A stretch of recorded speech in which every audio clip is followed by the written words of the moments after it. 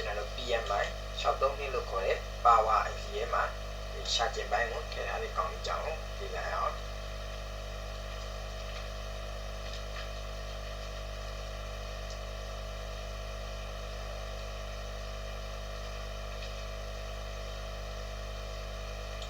အဲ့တော့ကျွန်တော်တို့ဒီ PMI 632မှာဆိုရင်သူကဘာရေးလွှဲလုပ်ပြီးမှလဲဆိုရင်ပထမတစ်ချက်အနေနဲ့သူက Power ပိုင်းကိုလွှဲလုပ်ပြီးမယ်နောက်တစ်ခုအနေနဲ့ကကျွန်တော်တို့ဒီရှာကျင်ပိုင်းကိုလွှဲလုပ်ပြီးမယ်တတိယတစ်ချက်အနေနဲ့ကတော့ display လို့ခေါ်တဲ့အပိုင်းကိုလွှဲလုပ်ပြီးမယ်အဲ့တော့ဒီရှာကျင်ဒီ PMI 632နေထဲမှာလေကျွန်တော်တို့အလုပ်သုံးခုကိုဒီပိုင်းနဲ့လုပ်သွားတယ်ဆိုတော့ဘာကြောင့်လဲဆိုတော့မြေနောက်ပိုင်းမှာဖုန်းကုမ္ပဏီကသူ့ချက်ကအပြိုင်ဆိုင်ပေါ့နော်ဖုန်းတွေကိုပါတဲ့ပါအောင်ကျွန်တော်လှုပ်လာတာဖြစ်တဲ့အတွက်ကြောင့်ကျွန်တော်တို့ဒီရှာကျင်ဆိုရင်ရှာကျင်အားဒီတက်မထားကြည့်တော့ပဲနဲ့ IC ကျွန်တော်တို့မှာလေအကုန်လုံးပေါင်းလိုက်တယ် display ဆိုရင် display အတွက်ကို IC ဒီတက်မထားကြည့်တော့ပဲနဲ့ဒီ power IC လို့ခေါ်တဲ့ PMI 632လို့ခေါ်တဲ့ IC တွေမှာဒီတက်ထားချလိုက်တော့เนาะအဲ့လိုဖြစ်တဲ့ကြောင့်ကျွန်တော် circuit ပုံနေရာမှာနေရာလွတ်တည်ဖြစ်လာအဲ့ဒီနေရာလွတ်တည်တော့ဒီလိုကင်မရာနောက်ထပ်ထည့်ချင်းထည့်မယ်ပြီးဆိုရင်တခြားသော function တွေလို့ဖို့အတွက် IC ထည့်ချင်းထည့်မယ်အဲ့လိုမျိုးလေးပို့ပြီးတော့လောက်ဆောင်ချက်လေးတွေပိုကောင်းလာအောင်လို့အဲ့လိုမျိုးလေးတွေဒီ IC တုံးထဲမှာတင်ပေါင်းပြီးတော့ထည့်လိုက်တာပေါ့เนาะဟုတ်ပြီအဲ့တော့ PMI 632အကြောင်းကိုလေ့လာမယ်ဆိုရင် PMI 632သုံးထားတဲ့ဘယ်တစ်ပိုင်းမဆို charging system ကဒီပုံစံတိုင်းပဲဖြစ်တယ်เนาะဥပမာပြီးကျွန်တော်တို့ရှိမှာ Oppo တစ်လုံးရောက်လာတယ်အဲ့ဒီ Oppo ဖုန်းတစ်လုံးကကျွန်တော်တို့ PMI 632ကိုသုံးထားတယ်ဒါပေမဲ့ diagram မရှိဘူးအဲ့တော့ diagram မရှိတဲ့အခါမှာကျွန်တော်တို့ကသူ့ရဲ့ charging စနစ်ကိုလေ့လာဖို့လဲဆိုရင်တခြားသော Redmi ဖုန်းတွေမှာကျွန်တော် PMI 632သုံးထားတယ် Redmi 8, 8A, Redmi 7, 7A ပြီးဆိုရင်ကျွန်တော်တို့ဒီ Redmi Note 7ပြီးရင် Redmi Note 8လို့အဲ့ဒီကောင်လေးဒီမှာဆိုရင်ကျွန်တော်တွားပြီးတော့ရှင်းကပ်လို့ရတယ်เนาะသူရဲ့ charging စနစ်ကိုဖြည်းဖြည်းချင်းရှင်းကပ်လို့ရတယ်လုံးဝပုံစံကိုမွန်နဲ့နေထားတဲ့နေရာတော့တူချင်မှတူမယ်၄အောင်မှာဒါပေမဲ့ကျွန်တော် second matic ပိုင်းမှာတွားကြည့်မယ်ဆိုရင်သူရဲ့ဒီ charging system တော့ဒီပုံစံတိုင်းပဲဖြစ်တယ်ဆိုတော့ကျွန်တော်တို့သိရတယ်เนาะအဲ့တော့ကျွန်တော်တို့က diagram ရှိတဲ့ပုံတွေကိုရှင်းကပ်တဲ့အခါမှာအဲ့လိုပုံစံမျိုးနဲ့ရှင်းကပ်လို့ရပါတယ်အဲ့တော့ဒီနေ့မှာကျွန်တော်က Redmi 8ဒီလေးနဲ့ကျွန်တော်တို့ဥပမာအနေနဲ့တာယာကထားပြီးပြပေးမယ်ကျွန်တော်ပြောချင်တာကအခုကျွန်တော်က Redmi 8နဲ့ပြပေးလို့ Redmi 8မှာဒီပုံစံတိုင်းမဟုတ်ပါဘူးเนาะ PMI 632နဲ့သုံးထားတဲ့မြည်သည့် Android တစ်ပိုင်းမှာဆိုသူ့ရဲ့ charging စနစ်ကဒီပုံစံပဲဆိုတာလေးကိုကျွန်တော်သိစေချင်ပါတယ်အဲ့တော့ဒီမှာဆိုရင်ကျွန်တော်တို့က PMI 632နဲ့ဘယ်မှာရှိလဲဆိုတာကိုလည်းကျွန်တော်တို့ circuit board မှာဆိုရင်တော့အလွယ်တကူမြင်တွေ့ပြီးတော့သိရှိနိုင်ရပါတော့ IC နံပါတ်တွေကိုကြည့်ပြီးတော့အဲ့တော့ PMI လို့ခေါ်လိုက်ပြီးဆိုတော့အဲ့ကောင်ပြီးကျွန်တော် power IC second power IC ပေါ့နော် second power IC ဆိုတော့သိရမယ်เนาะအဲ့တော့ second power IC ဖြစ်တဲ့ကြောင့် second power IC ထဲမှာဆိုရင်ဒီကောင်ကဒီ power ညွှန်ချင်းပိုင်းတွေပါလာအဲ့တော့ PMI 632ကကျွန်တော် PMI လို့ခေါ်တဲ့ကောင်လေးဒီကျွန်တော်တို့ web ပေါ်မှာပဲသုံးပါတယ်เนาะတခြားတော့ device တွေမှာမသုံးပါဘူးကျွန်တော် MDK မှာဆိုရင် second power IC ကို MD သူ့ရဲ့ power IC နံပါတ်နဲ့တွေ့ရမယ်အခုကျွန်တော်တို့ရဲ့ web ပေါ်မှာဆိုရင် second power IC ကို PMI ဆိုပြီးသုံးပါတယ်เนาะခြေစလုံးမှာ PMI နောက်မှာ I လေးပါလာပြီဆိုရင်အဲ့ဒါဒီကျွန်တော် web ကွန်လေးမှာသုံးတယ် second power IC ဆိုတော့သိရပါမယ်เนาะ PMU ဆိုရင်တော့ကျွန်တော်ရဲ့ main power IC ဆိုတော့သိချာပါเนาะအဲ့တော့ကျွန်တော်တို့ပုံမှန်အားဖြင့်ဆိုရင်တော့ကျွန်တော် circuit board မှာ PMI ဘယ်နာမှရှိလဲဆိုတော့အပြင်မှာကိုတကယ်လက်တွေ့ပြင်ရတဲ့ချိန်ကြရင်သိရပါလိမ့်မယ်ဒါလို့ကျွန်တော်တို့သိကျင်နေဆိုရင်လည်းကျွန်တော်ရှင်းပြရလို့ပဲဘယ်လိုရှင်းကပ်မလဲဆိုရင်ကျွန်တော်တို့ option socket ရှိကိုတွားလိုက်မယ်ဒါမှမဟုတ် USB socket လို့လည်းခေါ်ရပါတော့အဲ့ဒီ socket လေးရှိကိုကျွန်တော်တို့တစ်ချက်တွားမယ်ဟိုတွားပြီးတော့ကျွန်တော်တို့ကဒါကကျွန်တော်တို့လမ်းကြောင်းပေါင်းသိကြရမှာဘူးကျွန်တော်တို့ဘာလို့ကြည့်နေတာဆိုတော့ PMI 632နဲ့၄ရောက်မဲ့မှာဘယ်နာမှရှိလဲဆိုတော့သိချင်တာဖြစ်တဲ့ကြောင့်ကြည့်အဲ့ဒီမှာ prepaid ဆိုတဲ့ကောင်ပါလာမယ်ဟုတ်ပြီတစ်ချက်နှိပ်လိုက်မယ် prepaid ဆိုတဲ့ကောင်ဒီဘယ်ကိုတွားလဲဆိုတော့မြင်ဒီမှာ U နဲ့3 3 3လို့ခေါ်တဲ့ IC လေးရှိကိုတွားတယ်ဟိုဒီကနေပြန်ထွက်တဲ့တစ်ပြီးတစ်ချက် line နှိပ်ကြည့်မယ်ဟိုနှိပ်တဲ့အခါမှာဒီကိုရောက်ပြီအဲ့ဒီ IC ကဘာ IC လဲဆိုရင် U ဒီမှာ A လို့ပြထားတယ်အဲ့ဒါသူ့မှာဆိုရင် B လေးရှိပြီအဲ့လိုဒီ systematic diagram တွေမှာ A နဲ့ B နဲ့ခွဲပြရတဲ့အကြောင်းရင်းလေးကျွန်တော်တို့သူ့ရဲ့ပါလာတဲ့ pin နံပါတ်တွေအကုန်လုံးကိုအဲ့ဒီလိုမျိုးစာမျက်နှာတစ်ခုထဲမှာပြဖို့အတွက်မလုံလောက်ဘူးအဲ့လိုမလုံလောက်ဖြစ်တဲ့ကြောင့် A ဆိုပြီးရှိမယ် B ဆိုပြီးရှိမယ်အပိုင်းလေးတွေခွဲပြီးပြတယ်เนาะအခု A ဆိုရင်နောက်ထပ်စာမျက်နှာတစ်ခုအနေနဲ့ကျွန်တော်ထပ်ရိုက်ကြည့်မယ်ဆိုရင်ဒီမှာ A F သူ့မှာဆိုရင် F တွေရှိမယ်ပြီးတော့ C ဆိုတာလည်းပတ်ဒီနံပါတ်တွေရှိမယ်နော်အဲ့ဒါကိုကျွန်တော်တို့မျက်စိတွေကိုမြင်တာအောင်ကျွန်တော်တို့နားလည်သဘောပေါက်လို့ရအောင်ပြောရမယ်ဆိုရင်ကျွန်တော်တို့ဒီရုပ်တံနေရနေပြီးတော့ကျွန်တော်တို့အပိုင်းနေနေနော်ဇကားတွေအပိုင်းနေနေတွေ့နေလို့ပဲအဲ့လိုပုံစံမျိုးပဲသူ့မှာဆိုအပိုင်း1နှစ်ပေါ့နော် A ဆိုရင်1ဟိုကောင်မျိုး2အဲ့လိုမျိုးအပိုင်းလေးတွေနဲ့ခွဲခြားထားကြည့်မယ်အပိုင်း1မှာတော့ပါနဲ့ဆိုင်တဲ့ဟာလေးပါမယ်အပိုင်း2မှာတော့ပါနဲ့ဆိုင်တဲ့ဟာလေးတွေပါမယ်အဲ့လိုပုံစံမျိုးပဲနော်ဒါအပိုင်းနေနဲ့ PMI 73နဲ့ A ဆိုတဲ့စကားလုံးလေးကိုတချို့တွေကဘာမှန်းဆိုတာမသိဘူးဖြစ်နေလို့နော်A ဆိုတာဒီကျွန်တော်အပိုင်းလေးတွေခွဲပြပြပေးထားခြင်းဖြစ်တယ်အဲ့တော့ဒီကောင်မှာဆိုရင်ဒီဟာ IC အဲ့တော့သူ့ရဲ့ IC နံပါတ်ကိုကျွန်တော်ဒီအောက်နားလေးမှာဖော်ပြပေးထားပါတယ်နော် diagram ဒီမှာဒီမှာဆိုရင် PMI 73နဲ့ဆိုတော့ကျွန်တော်တို့တွေ့ရတယ်နော်အဲ့တော့ PMI 73နဲ့ကိုတွေ့ရဖြစ်တဲ့ကြောင့်ဒီ IC ကနားမှာရှိရဲကျွန်တော်လေးတွားရှာကြည့်မယ် U 1.1အဲ့အောင်လေးကို၄ရောက်မှမှာသွားပြီးတော့ရှာကြည့်အဲ့၄ရောက်မှမှာရှာကြည့်တဲ့အခါမှာဟောဒီမှာကျွန်တော်တို့တွေ့ရတယ်နော် U 1.1လို့ခေါ်တဲ့ IC ကဒီမှာတွေ့ရတယ်ကျွန်တော်တို့ဒီ IC ကြီး PMI 63နဲ့လို့ခေါ်တဲ့ IC ဖြစ်တဲ့သူ့မှာကျွန်တော်တို့ပင်ရည်အတွက်အနေနဲ့82ပင်ပါမယ်နော်ဘောတိုင်းနဲ့လာတဲ့ IC လေးဖြစ်တယ်အဲ့တော့ဒီကောင်မှာကျွန်တော်80နဲ့တခုပါမယ်နော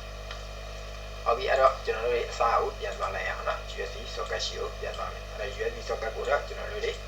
MIPI ဒီ coin လေး၅လုံးနဲ့ခွဲခြားလို့ရပါတယ်ဒီကောင်လေးဒီဒါ display socket ဆိုတော့သိရမယ်ပြီးရင်ဒီမှာ MIPI coin လေးတွေရှိတဲ့ဖြစ်တဲ့ကြောင့်ဒီဘက်ကတော့ကျွန်တော်တို့ USB socket နော်သိရမယ်ဟုတ်ပြီအဲ့တော့အောက်ရှမ်းကနေပြီးတော့ဒီ USB socket ကို battery ကျိုးကနေမှတစ်ဆင့် 5 volt ရောက်လာအဲ့ဒီ5 volt ဒီပင်နံပါတ်ဘယ်လောက်တဲ့ဝင်လဲဆိုရင်21 22 23 19 20အဲ့ဒီပင်ရဲ့ပြီးဆိုရင်45 46 44လို့ခေါ်တဲ့ပင်တွေကိုဝင်သွားမယ်အဲ့ဒီကောင်လေးဒီဆိုရင်ဒါပင်ထဲမှာရှိတဲ့ပင်တွေပေါ့နော်ဒီပင်တွေကို5 volt လမ်းကြောင်းဝင်သွားမယ်ဝင်လာပြီးကြပြီဆိုရင်သူ့မှာပါလာရဲဆိုတော့ဒီမှာ resistor လေးတစ်လုံး49k ကီလိုအုံးတန်ဖိုးရှိတဲ့ resistor လေးတစ်လုံးကိုကျွန်တော်တို့ဘာလို့ထားလဲဆိုတော့ ground ချပေးထားတယ်ဒီ resistor ဒီကျွန်တော်တို့20 volt 20 watt ကိုလက်ခံပေးနိုင်တယ်အဲ့ထက်များပါရင်ဒီကောင် short ဖြစ်တော့မှာပေါ့နော် open နေပါဖြစ်တယ်20 watt ကိုလက်ခံနိုင်တယ်ဟုတ်ပြီအဲ့တော့အဲ့အနေထားမှာဆိုရင်ကျွန်တော်တို့ကဒီမှာသွားကြည့်ကြည့်နော်ဒီမှာဘာလို့သွားကြည့်ကြည့်မှလဲဆိုရင်ဒီ PMI 63နဲ့သုံးထားတဲ့ Redmi 8လို့ 8A လို့အတူတူပဲနော်အဲ့ဒီမှာကျွန်တော် charging စနစ်ကိုသွားကြည့်ကြည့်ဟုတ်ပြီ charging စနစ်ကိုကြည့်လိုက်တဲ့အခါမှာ battery mAh အနေနဲ့9000ပါလာကျွန်တော် charging စနစ်ကိုကြည့်တဲ့အခါမှာ80 watt နော်80 watt ဆိုတာလည်းဖြစ်တဲ့ကြောင့်ဒီကောင်ဒီ fast charging လို့ခေါ်တဲ့ကောင်ပါလာနော်အမှန်ကတော့ fast charging မဟုတ်ပါဘူးနော်ဒီကောင်လေးပါလဲဆိုတော့ quick share လို့ခေါ်ပါတယ်နော် quick share နဲ့ fast charging ကိုမသေးခွဲကြဘူးတချို့တွေက quick share ဆိုတာပါလဲဆိုကွယ်ကွန်ကထုတ်ထားတဲ့အမျိုးအစားဖြစ်ပြီးတော့ကျွန်တော်တို့အခုလို့ Redmi 8A လို့ဘာလို့လဲဆိုကွယ်ကွန် CPU ကိုသုံးမိထားတယ်ကွယ်ကွန် CPU သုံးမိထားတာဖြစ်တဲ့ကြောင့်ဒီကောင်မှာကကျွန်တော်တို့ quick share လို့သုံးထားတယ်နော်တကယ်လို့ကျွန်တော်တို့ fast charging ဆိုတာဘယ်လိုကောင်မျိုးပြောရလဲဆိုရင် MDK device တွေ Exynos device တွေတခြားသော device တွေမှာအဲ့လိုမျိုး80 watt ထိပါလာပြီးအဲ့ကောင်တွေက fast charging နော်အဲ့ဒါကို fast charging လို့ခေါ်တယ်ကွယ်ကွန်မှာသုံးနိုင်ရင် quick share လို့ခေါ်ပါတယ်နော်အဲ့တော့ဒီကောင်ကဒါ quick share လို့ခေါ်တဲ့80 watt ကိုစပို့ပေးတယ်ပြီးဆိုရင်သူ့မှာကကျွန်တော် charging port အနေနဲ့ Type C လို့ခေါ်တဲ့ပင်ကိုသုံးထားတယ်နော် Type C လို့ခေါ်တဲ့ကောင်ကိုသုံးထားတယ်ဒီထဲမှာကျွန်တော် Type C ပင် Type C မှာတော့ပင်ရည်အတွက်အနေနဲ့ကျွန်တော်12ပင်ထီကိုပါမယ်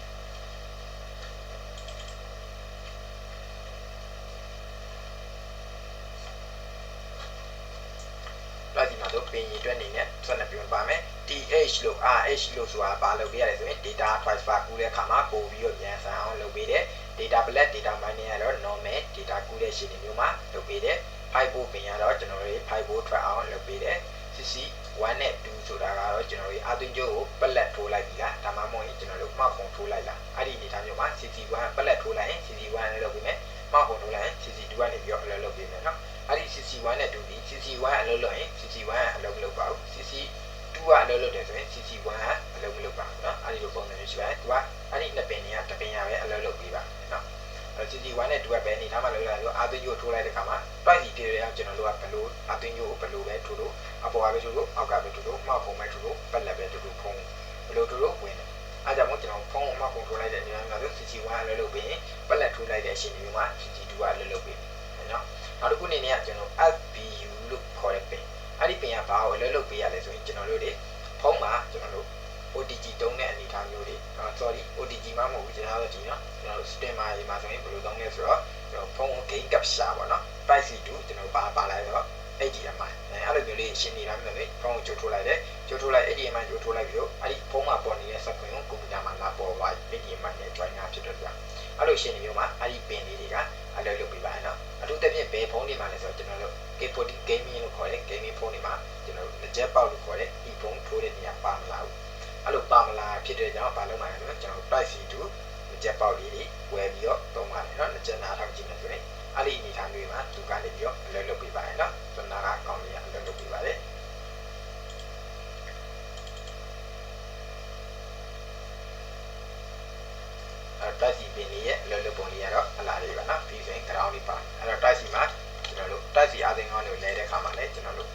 စေမပြေရရှိရဘယ်လိုလေးတွေလဲဆိုရင်ကျွန်တော်ဒီ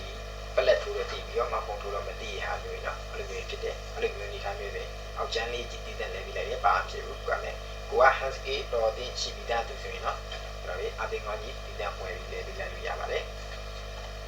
ဟုတ်ပြီဒါတော့ကျွန်တော်အတင်ကောင်းအကြောင်းလေးပြောရပါတော့ဟုတ်ပြီအမှ80 watt ထိ support ပေးရတဲ့ဒီကောင်းဒီ quick share လို့ခေါ်တဲ့ရှာခြင်းအမြန်အောင်အားဝင်တဲ့စနစ်တစ်ခုပါလာမယ်အဲ့ဒါကြောင့်မို့ကျွန်တော်တို့ကဒီမှာ49 ကီလိုအုံးတန်မှုရှိတဲ့ကျွန်တော်တို့ရဲ့စီစာတစ်လုံး ground ချလိုက်တယ်။ဘာကြောင့် ground ချလိုက်တော့ဝင်လာတဲ့ကျွန်တော်တို့ west ကိုနော်သူကတင်မြန်လို့80 watt ဆို80 watt ဒီပဲ80 watt မှမဟုတ်ပဲ25 watt လို့အဲ့လို watt ဖြစ်သွားကြွယ်အဲ့ဒီပုံမှာကျွန်တော်တို့ပုံမှန်တိုင်းလို့ short ကြ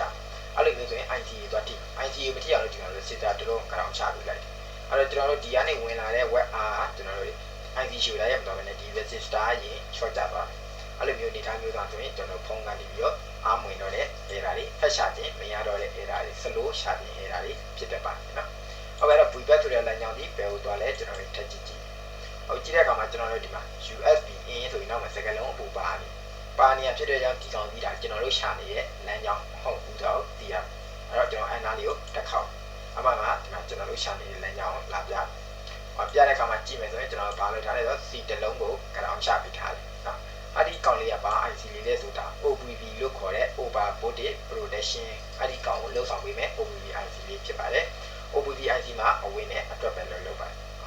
OBB IC ကိုဘာကြောင့်ခံထားရလဲလို့ပုံမှန်တိုင်းဆိုရင်ကျွန်တော်တို့တွေဖိုက်ဖို့လမ်းကြောင်းကြီးဒီ OBB IC မခံထားဘူးဆိုရင် PMI 63ရှိကိုတိုက်ရိုက်သွားမယ်အဲ့တော့ဒီကောင်ကနေမှဖိုက်ဖို့မဟုတ်ဘဲနဲ့တခြားတော့ပေါ့နော်ဘိုးနဲ့ဘိုးလေရနည်းနည်း high နေခဲ့မယ်ဆိုရင်ကျွန်တော်တို့ PMI 63က damage တွေတည်ပြီးတော့ပြတ်သွားနိုင်နော် IC ကိုယ်တိုင် damage တွေတည်ပြီးပြတ်သွားနိုင်တယ်အဲ့ဒီအနေထားမျိုးမှာကျွန်တော်တို့အဲ့လိုမဖြစ်အောင်လို့တကယ်လို့ဘိုးအများကြီးလာခဲ့တဲ့ဆိုတော့ PMI 63ပြတ်မဲ့စားဒီကောင်လေးက U 2300လို့ခေါ်တဲ့ OBB IC လေးရပြတ်သွားတယ်နော်အဲ့လိုပြတ်သွားတာဖြစ်တဲ့ကြောင့်ကျွန်တော်တို့ PMI 63မပြတ်တော့ဖြစ်တဲ့ကြောင့်တကယ်အရေးကြီးတဲ့ IC မပြတ်တာဖြစ်တဲ့ကြောင့်ကျွန်တော်တို့ပြဿနာမရှိဘူး OBB IC ပြတ်တယ်ဆိုရင်ကျွန်တော်တို့အစားထိုးလို့ရရင်ထိုးပေးလိုက်တကယ်လို့အစားထိုးလို့ရဖို့လည်းကျွန်တော်တို့မှာ IC ပုံချဘူးဆိုအဝင်နဲ့အတွက်ကိုဂျမ်မာကြော်ပေးလိုက်လို့ရပါတယ်နော်အဲ့ဒါကို OBB IC bypass လုပ်တယ်လို့ခေါ်ပါတယ်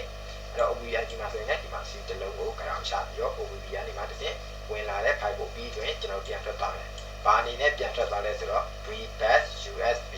in ဆိုပြီးပြန်ထွက်သွားတယ်။ထွက်သွားတဲ့နေရာမှာ C တစ်လုံးကို ground ချတယ်။ဒါပေမဲ့အဲ့ဒီ C က NC ဆိုပြီးပြပေးထားတယ်။ NC ဖြစ်တဲ့ကြောင့်ဒီ condenser ဒီ circuit board ပေါ်မှာကျွန်တော်သုံးနာခြင်းရှိမှာတော့မဟုတ်ပါဘူးเนาะ။ဟုတ်ပြီအဲ့တော့ဒီ VBAC USB in ဆိုတဲ့ line ကြောင့်ဒီဘယ်ကိုသွားလဲတစ်ချက်တစ်နေ့ကြည့်မယ်။နေ့ကြည့်လိုက်တဲ့အခါမှာကျွန်တော်တို့ဒီမှာ C တစ်လုံးကို ground ချတယ်။ဒီတလုံးကရောင်းချတယ်တကယ်လို့ DC လေးတွေပြတ်နေခဲ့မယ် short ကျနေခဲ့မယ်ဆိုကျွန်တော်တို့ကသူ့ရဲ့ဒီမှာတန်မိုးအလိုက်ကိုပြန်ပြီးတော့တက်ပေးရတယ်เนาะကျွန်တော်တို့တက်ရှင်တဲ့ C ကိုကောက်ပြီးတော့တက်ပေးလို့မရပါဘူးကျွန်တော်တို့ရှိမှရှိတာကျွန်တော်တို့ Redmi Note 8ရဲ့ကျွန်တော်တို့ diagram နဲ့ရှိရထားတယ်เนาะဒီပုံဟောင်းရှိတယ်အဲဆို Redmi Note 8ပုံဟောင်းသွားကြည့်မယ်ကြည့်ပြီးတော့မှ diagram မှာဒီကောင်လေးကိုရိုက်ရှာအဲ့ဒါ schematic diagram ရိုက်ရှာလိုက်ရင်ကျွန်တော်တို့အဲ့ဒီ Redmi Note 8မှာဒီ condenser လေးတွေရရှိတဲ့နေရာကိုလာပြတယ်အဲဆိုဒီ condenser လေးတွေပြုတ်ပြီးတော့ဒီနေရာမှာအစားထိုးပြီးတော့เนาะဒီခုနကလေးတကယ်လို့ပြတ်ခဲ့တယ်ဆိုရင်เนาะဟုတ်ကဲ့တော့ VBAC USB in ဆိုတဲ့လမ်းကြောင်းကြီးကကျွန်တော်တို့ U1131လို့ခေါ်တဲ့ PMI 63နဲ့ IC တွေကို USB in ဆိုပြီးတော့ကျွန်တော်တို့ဝင်လာတယ်ဝင်လာတဲ့အခါမှာကျွန်တော်တို့ဒီဘက်ဘေးမှာဒီမှာဝင်လာပြီဆိုရင်ဒီထဲမှာရှိတဲ့ Q1 လို့ခေါ်တဲ့เนาะ RBFET လေးဒီမှာလည်း FET လေးပါပါတယ်เนาะ Q1 လို့ခေါ်တဲ့ RBFET လေးကောင်းတယ်ဆိုရင်ဒီဘက်မှာ USBကျွန်တော်တို့ဒီမှာဆိုရင်နောက်ဆုံးကကျွန်တော်တို့ရှာမှာဒီ MID ဆိုတာပဲရှာအဲ့တော့ဒီမှာ MID ဆိုတော့တွေ့ဒါရှာခြင်း output အနေနဲ့သူက 5 volt ပြန်ထုတ်ပေးတယ်ထုတ်ပေးပြီးရင်ဒီမှာတော့ ground ရှာတာပဲနဲ့တခြားတော့ flash speed အတွက်တခြားတော့ဒီ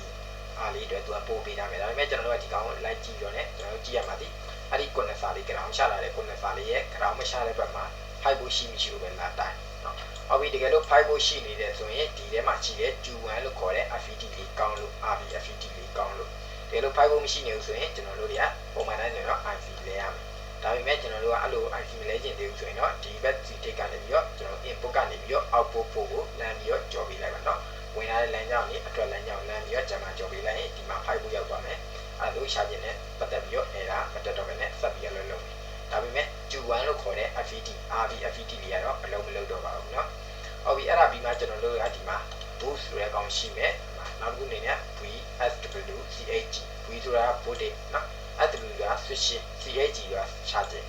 ရှာခြင်းအတွက် switching ပို့ဘယ်လောက်လဲဆိုရင်4 volt ထွက်ရเนาะ ပြီးဆိုရင် boost ဆိုတာကတော့မြင့်တင်ပေးမယ်ကောင်ဒီကောင်ဒီဘယ်လောက်ထွက်မှလဲဆို8ကိုထွက်ရအဲ့တော့ low switch နဲ့ high switch လို့ခေါ်ပါတယ်နော် Q1 နဲ့ Q2 နော်အဲ့ဒီကောင်လေးတွေကကျွန်တော်တို့ဒီမှာ condenser တစ်လုံးအများနဲ့ further ဆက်တယ်ဆက်ပြီးတော့မှကျွန်တော်တို့ coin ကိုခံပြီးတော့ဗာနေနဲ့ပြန်ထွက်လဲဆိုတော့ VPA-PW ပါအရင်နေ့ကတော့ကျွန်တော်တို့ VS1S နေတယ်အဲ့ဒါကဘာလဲဆိုရင် MDK တစ်ပိုင်းမလို့ VS1S ဒီမှာကကွယ်ကွန်တစ်ပိုင်းဖြစ်တာဖြစ်တဲ့ကြောင့် VPA-PW လေးကြောင်းပါမယ်နော်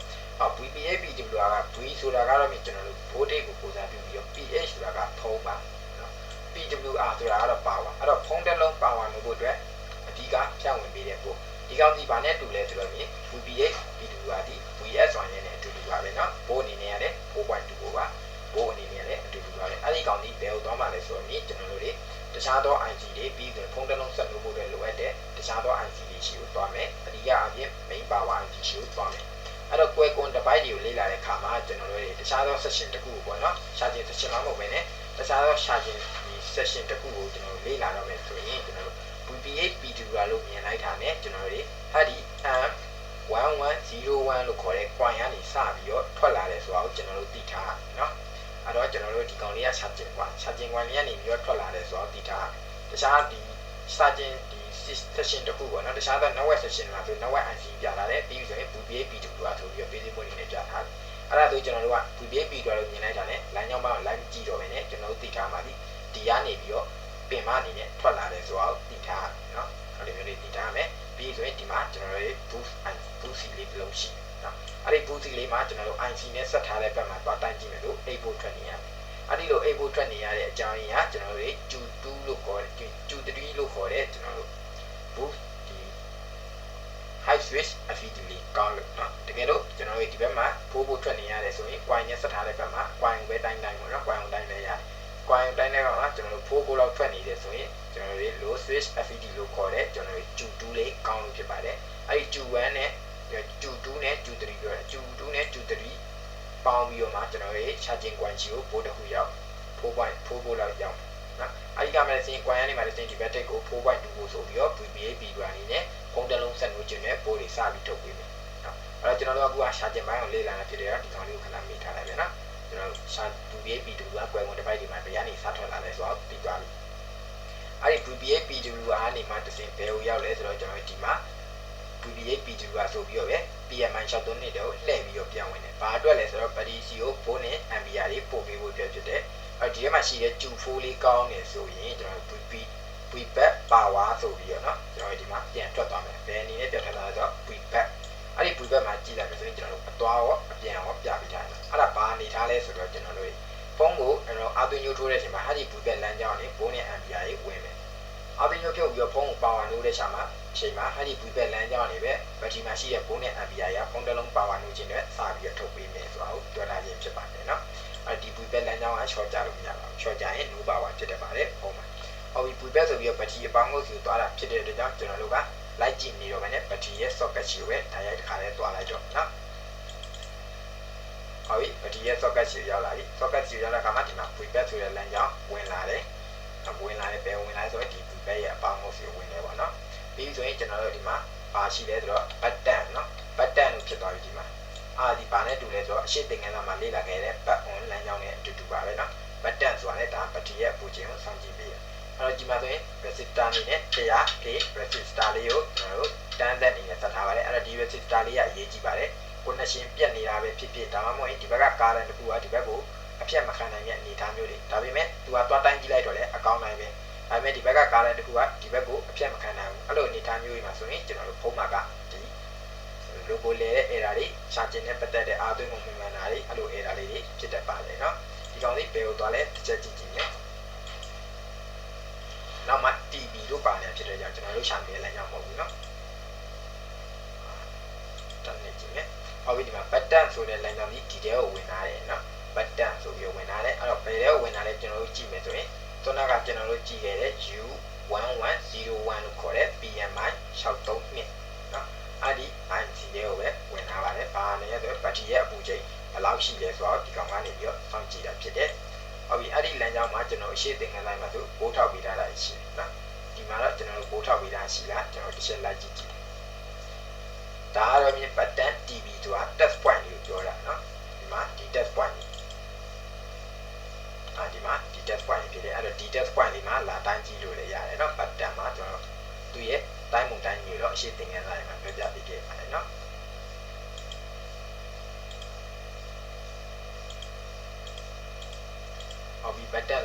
ကျွန်တော်တို့တစ်ချက်ကြည့်ကြည့်မယ်ပိုးထောက်ပေးထားတာရှိလားဆိုရင်ဒီမှာဘိုးကတော့ထောက်ပေးထားတာမရှိဘူးပေါ့နော်ရှင်းသင်ခန်းတိုင်းမှာဆိုရင်တော့ဘိုးလေးလေးလမ်းထောက်ပေးထားပါတယ် 1.84 ဆိုပြီးတော့ဒီလိုလေးလမ်းထောက်ပေးထားတယ်ဟုတ်ပြီနောက်တစ်ခုအနေနဲ့ကျွန်တော်တို့ဘာလမ်းကြောင်းလဲဆိုတော့ bus ID လို့ခေါ်တဲ့လမ်းကြောင်းနော် bus ID လို့ခေါ်တဲ့လမ်းကြောင်းအဲ့ဒီ bus ID ကကြောပါလဲဆိုရင်ကျွန်တော်တို့ battery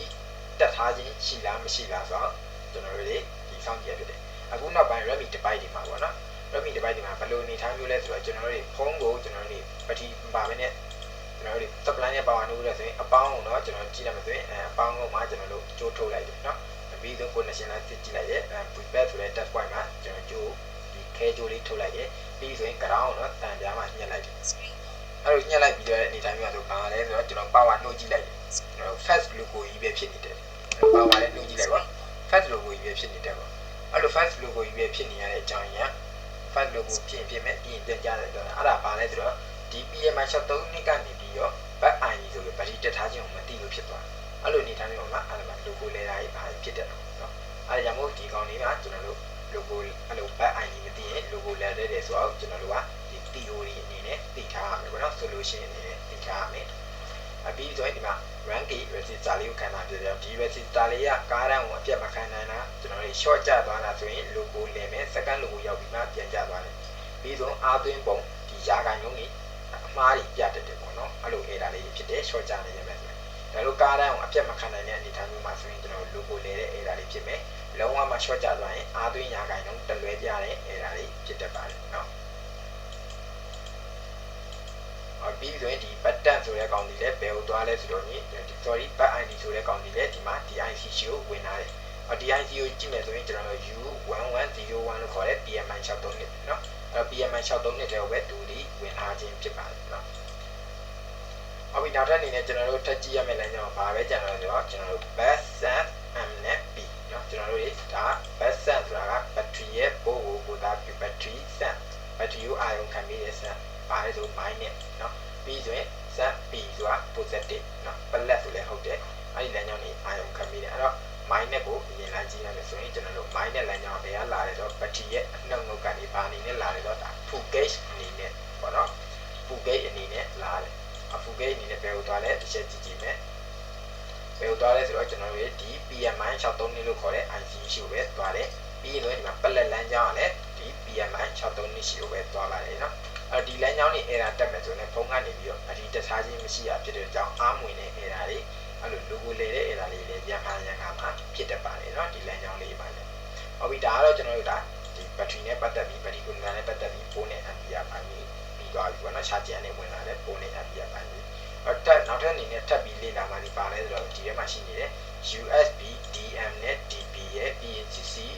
1ရဲ့ပြီးရင် CC ID ရဲ့ဆိုတဲ့လမ်းကြောင်းဟုတ်ပြီเนาะအဲ့တော့ဒီမှာဆိုရင် USB HSDP ကျွန်တော်တို့ DED ဆိုတာ USB ဆိုတာ Universal Serial Bus HS ဆိုတာက High Speed DP ဆိုတာ Data Plug เนาะပြီးဆိုရင် DED ဆိုတာ Detect စောင့်ကြည့်ပေးတာเนาะအဲ့တော့ဘာလဲဆိုရင်ဒီကောင်ကြီးကျွန်တော်တို့တွေ PMI 63နှစ်ရှိကိုဝင်လာတယ်ဘယ်ကနေဝင်လာလဲဆိုတော့ socket ကနေဝင်မှာเนาะ USB socket ကနေလာတာတော့ဘယ်ကနေလာလဲဆိုတော့မင်းကျွန်တော်တို့ဒီ charging အသွင်းကောင်းကနေလာတယ်ပေါ့เนาะသူရဲ့ပင်မနေရာထွက်လာတဲ့နေရာကတော့ charging အသွင်းကောင်းနေလာတဲ့ data miner နဲ့ data plug DED ဆိုပြီးတော့မှစကလုံးလေးအပိုပါလာတာဖြစ်ပါတယ် HS ဆိုတာက high speed အဲ့တော့ဒီလမ်းကြောင်းကြီးကျွန်တော်ပြောသွားလဲဘယ်ကနေလာလဲတစ်ချက်ကြည့်ကြည့်မယ်အကြည့်အခါမှာ 1K resistor ကိုခံထားတယ်ဟုတ်ပြီ 1K resistor ကိုခံပြီးတော့မှကျွန်တော်တို့ဒီမှာနာမည်အနေနဲ့ပြောင်းသွားတယ် USB HSDP ဆိုပြီးပြောင်းသွားတယ် DED ဆိုတာမပါတော့ဘူးဟုတ်ပြီအဲ့ဒီလမ်းကြောင်းထပ်ပြီးတော့ကြည့်ကြည့်မယ်ကြည့်တဲ့အခါမှာကျွန်တော်တို့ဘယ်ကိုရောက်လဲဆိုတော့ဒီမှာ J2331 လို့ခေါ်တဲ့ socket စီကိုရောက်တယ်အဲ့တော့ socket ကနေမှတစ်စင် PMI 63နှစ်တဲ့ကိုဝင်လာဘာအတွက်ဝင်လာလဲဆိုတော့ကျွန်တော်တို့ဒီ charging detect အသွင်မျိုးထိုးလိုက်လားမထိုးလိုက်ဘူးလားဆိုတော့စောင့်ကြည့်ဖို့နဲ့နောက်ပြီး high speed လို့ခေါ်တဲ့ကြောင့်ကျွန်တော်တို့ quick share လို့ခေါ်တဲ့ IC ရဖို့အတွက်နော် quick share လို့ခေါ်တဲ့ကျွန်တော်တို့ charging function တစ်ခုကိုရဖို့အတွက်ပေါ့နော်အဲ့ဒီကြောင့်မှာ 1K resistor လေးကိုခံထားပါတယ်1K resistor လေးကိုခံထားတာဖြစ်တဲ့အတွက်ကြောင့်ကျွန်တော်တို့တွေကဒီကောင်လေးတွေကကားတိုင်းမှာအပြတ်မှန်ခံနေတာ short ကျသွားတဲ့အနေအထားမျိုးမှာအာသွင်းပုံမပြတဲ့ error တွေဆိုရင်လည်းဒီကောင်ကနေပဲဖြစ်တာပေါ့နော်ဖုန်းဒီမှာအာသွင်းပုံမပြတာလဲဆိုရင်လည်းဒီလမ်းကြောင်းကြောင့်လည်းဖြစ်နိုင်ပါတယ် battery ရဲ့ဒီ tap လမ်းကြောင်းနဲ့ anti လမ်းကြောင်းကြောင့်လည်းဖြစ်နိုင်တယ်နော်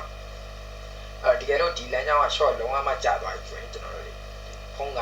ရန်ဖာရန်ကမှာပေါ့နော် PMI 63နှစ်ကြီးပူလာပြီးတော့ကျွန်တော်တို့ no power ဖြစ်တတ်ပါလေအဲ့လိုမှမဟုတ်ဘဲနဲ့ကျွန်တော်တို့ဒီကားတန်းကိုအပြတ်မခံနိုင်တာအုံတက်မှုတွေမမှန်တော့တာဆိုရင်ဖုန်းကနေပြီးတော့ fat ဒီ quick share လို့ခေါ်တဲ့ဒီအားဝင်မြန်နေတဲ့စနစ်ကိုမရတော့ဘဲနဲ့ချခြင်းအားနှင်းနေတဲ့ error တွေဖြစ်တတ်ပါတယ်နောက်တစ်ခုအနေနဲ့ကွန်ပျူတာနဲ့ကြိုးချိတ်လိုက်တဲ့ခိုင်မှာကျွန်တော်တို့ဒီ data ကူးဖို့အတွက်ကြိုးချိတ်လိုက်တဲ့အချိန်မျိုးမှာ data ရှာဒီကွန်ပျူတာနေပြီးတော့ပေါ့တွေပါလိမသိတော့ဖြစ်တယ်ဥပမာအားဖြင့် MTP ပေါ့လို့နော် USB ပေါ့တွေပြီးရင်ဒီကောင်မှာဆိုရင်9008လို့ခေါ်တဲ့ EDM emergency downloading ပေါ့တွေမသိတော့တာဖြစ်တတ်ပါတယ်နော်သူဒီဘယ်ကိုသွားလဲဆိုတော့အဲ့ဒီက PMI 63နှစ်လို့ခေါ်တဲ့ power issue ဝင်လာပါတယ်ဘာအတွက်လဲဆိုတော့ကျွန်တော်တို့ရှာခြင်း DTEC နဲ့ fast ရှာခြင်းအတွက်ဖြစ်ပါတယ်ပြီးပြီဆိုရင်နောက်တစ်ခုအနေနဲ့လည်းဒီမှာ USB HSDB ဆိုပြီးတော့သူဒီ CPU စီကိုလည်းတွားထားပေးပါနော် CPU စီကိုတွားထားသေးလားတစ်ချက်ကြည့်မယ်ဆိုရင်ဒီမှာ CPU စီကိုလည်းတွားပေးထားပါတယ် CPU ကိုတွားပေးထားတဲ့အနေအထားကကျွန်တော်တို့ဘာအတွက်လဲဆိုတော့ဆောနာပြောခဲ့တဲ့ data ကူးဖို့အတွက်ပေါ့နော်ပေါ့တွေပါတွေတည်အောင်လုပ်တယ်ပြီးဆိုရင် data တွေပါတွေကူးတဲ့အခါမှာအလုပ်လုပ်ပြအောင်လို့နော်ကွန်ပျူတာနဲ့ USB cable ကိုရှိတ်ပြီးတော့ချိတ်တဲ့အခါမျိုးမှာကျွန်တော်တို့ data တွေ transmission လုပ်ဖို့အတွက်ကိုတွားပါရင်နော် transfer လုပ်ဖို့အတွက်ကိုအဲဒါကြောင့်ဒီမှာအသွားနဲ့အပြန်လေးပြပေးထားပါတယ် data မှန်ရင်ကျွန်တော်တို့အသွားနဲ့အပြန်ရှိပါမယ်နော်ဟုတ်ပြီအဲ့ဒါတော့ပြီးသွားပြီအဲ့တော့နောက်တစ်ခုအနေနဲ့ဒီမှာဘာကြံလေးလဲဆိုတော့ CC1 နဲ့2 CC1 နဲ့2ကိုလည်းလုပ်ပေါ်တော့ Sona က B2 ကိုအစမှာပြောပြီးခဲ့လို့ပဲပေါ့နော်အဲ့တော့ဒီမှာဆိုရင် CC1 မှာဆိုဘာလို့လုပ်ပြီးလဲဆို ID လို့ခေါ်တဲ့ OTG ဘိုင်းမှာအလွယ်လုပ်ပြီးပြီနော်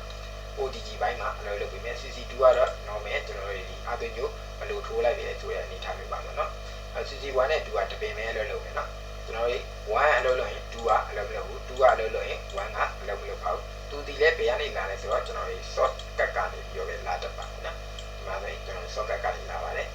ဒီမှာတိုင်းအောင်လေးခံထားတယ်ဆိုပေမဲ့ ANSI အနေနဲ့ပြထားတဲ့ကြောင့်သုံးထားခြင်းဖြစ်ဘူး short cut ကနေတိုက်ရိုက်လာပါတယ်နော်ဒီ CC1 နဲ့2ကတော့ကျွန်တော်တို့ error တက်ခဲ့ပါတယ်နော်ဒီကွန်နစာလေးမှာပဲလာပြီးတော့တိုင်းကြည့်လို့ရတဲ့ board လေးတွေနော်ဒီကောင်ဒီမှာတော့ကျွန်တော်တို့ 1.8 bullet ကိုရှိရမယ်ပေါ့နော် pattern လို့ခေါ်တဲ့ pattern လို့ခေါ်တဲ့ခေါင်းလေးကိုတိုင်းပုံတိုင်းနေရတော့အရှင်းမှာပြောပြပြီးတယ်ဒါကတော့ကျွန်တော်ဒါ PMI 63နှစ်လို့ခေါ်တဲ့ power IC ကိုသုံးမိထားတဲ့ဘယ် device လို့ဒီပုံစံတိုင်းလေးစစ်ဆေးရမယ်ဆိုတော့ကျွန်တော်တို့တည်ထားရမယ်နော်ဥပမာအဖြစ်ဒီ PMI 63နှစ်ကိုဘယ် device တွေမှာသုံးထားသေးလဲဆိုတော့ကျွန်တော်ဒီ MI 7A လေးမှာလည်းသုံးထားရနော်အဲ့ကောင်လေးမှာတစ်ချက်ကြည့်Redmi 7ရဲ့ charging port ကပါလဲဆိုတော့ကျွန်တော် Redmi 7နဲ့တူပဲနော် Redmi 7မှာဆိုရင်ဒီ PMI 63နှစ်ကိုပဲသုံးထားတယ် Redmi 7ရဲ့ပြပေးမယ်Redmi 7မှာဆိုရင်လည်းကျွန်တော်တို့ charging port ကနော်လို့ Android လို့ခေါ်တဲ့ Type B port ဖြစ်သွားပြီ Type B လို့ခေါ်တဲ့ Android 9လေးရဲ့ပါတဲ့ charging port ကိုအသုံးပြုပြီးသားဖြစ်တဲ့ကြောင့် CC1 နဲ့2ကတော့ပါမလာတော့အဲ့ဒီ PMI 63နှစ်ကဒီကောင်းလေး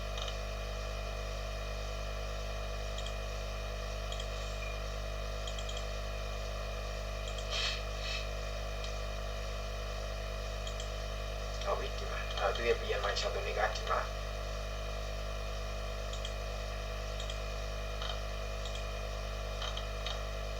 PMI 63နှစ်ဆိုတဲ့ကောင်ရှိရဲ့ဒီမှာဝင်လာတဲ့ထွက်သွားတဲ့ MID အနေနဲ့ process နဲ့ hydrogen ပေါင်းပြီးတော့ VBA ပြီးတော့အနေနဲ့ပြန်ထွက်တဲ့ဝင်တဲ့ဒီဆိုရင် 2.4 လေးကိုဖြတ်ပြီးတော့ prepare ဆိုပြီးတော့ battery ပေါင်းဖို့ဖြစ်သွားတယ် battery ပေါင်းဖို့ကနေမှဒီမှာ pattern လို့ခေါ်တဲ့လမ်းကြောင်းလေး PAND လို့ခေါ်တဲ့လမ်းကြောင်းလေးပြီးဆိုရင်ဒီမှာကျွန်တော်တို့တွေ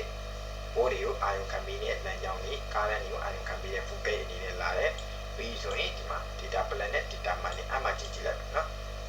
CC1 ဆိုပြီးတော့ပဲပါလာမယ်နော်တကယ်တော့ပါနေလဲဆိုတော့ USB ID အဲ့ဒီလမ်းကြောင်းကကျွန်တော်တို့တကယ်လို့ပြတ်နေကြမယ်ဆိုရင်ဒီ connection မရှိတော့ဘူးဆိုရင် OTG နေရတဲ့ error ပဲဖြစ်မယ်နော် OTG နေရတဲ့ error လေးဖြစ်ပါမယ် CC1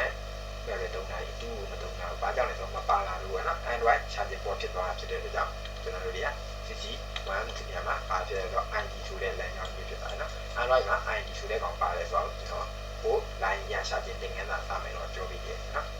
အဲ့တော့ဒါဆိုရင်လည်းဒါ Redmi 7လို့ခေါ်တဲ့ဖုန်းမှာပဲသုံးမိထားတယ်သုံးမိထားတယ်ဆိုပေမဲ့လည်း PMI 63နှစ်ကိုသုံးတာဖြစ်တယ်ကြောင့်သူ့ရဲ့ charging system စနစ်ကဒီပုံစံတိုင်းပဲเนาะအဲ့ဒါကြောင့်မို့ကျွန်တော်ပြောချင်တာက Android တွေကို Android ဖုန်းတွေမှာပြုပြင်တဲ့အခါမှာကျွန်တော်တို့ဖုန်းကိုကြည့်ပြီးတော့မပြင်ပါနဲ့เนาะ Redmi ဖုန်းဆိုဒီပုံစံတိုင်းပြင်ရတယ်ကျွန်တော်တို့အခုတင်နေတာက Redmi နဲ့ကြားတယ်ပေါ့เนาะ Redmi ဖုန်းဆိုရင်ဒီပုံစံတိုင်းပြင်ရတယ်ကျွန်တော်တို့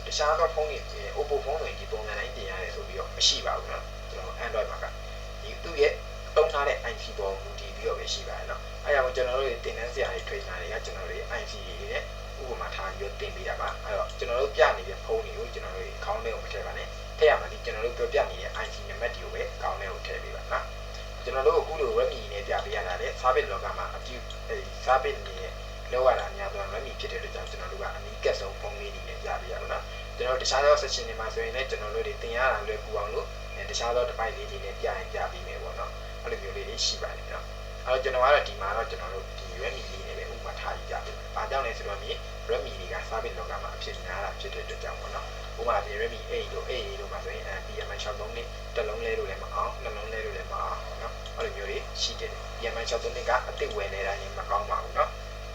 အဓိကအကောင်းဆုံးကတော့ကျွန်တော်တို့သူ့ရဲ့ဖုတ်ကနေပြီးတော့ကျွန်တော်တို့တခြားသောဖုတ်ကနေပြီးဖြုတ်သုံးတာကောင်းပါတယ်နော်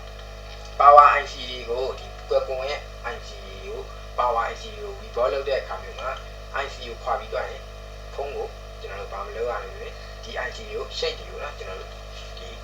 caching ကြိုးကိုရှင်းပြီးတော့မသုံးပါနဲ့နော်အဲ့ဒီကျမှလည်းဒီဟာတွေထူးသွားတတ်တာမျိုးဖြစ်တတ်ပါတယ်ကျွန်တော်တို့ပေါ်ကနေခဲကောက်လေးတွေပဲအသားရလေးဒီခဲလေးတွေကျွန်တော်ပြောင်းယူနေဆိုလေးတွေပဲကျွန်တော်တို့ဒါလေးပဲပုတ်ပေးလိုက်ပါနော်အဲ့ဒါမျိုးဆိုအဆင်ပြေပါလေ PMI 63နှစ်လို့ကောင်းနေမှာကျွန်တော်တို့အထီးကမခံပါဘူးနော်အဲ့ဒါကြောင့်ပြပါအဲ့တော့ဒီနေ့အတွက်ရှာခြင်းသင်ခန်းစာတွေကတော့ကျွန်တော်တို့ PMI 63နှစ်တုံ့ပြန်ထားတဲ့ device တွေကိုပြုပြင်နိုင်ဖို့အတွက်ကို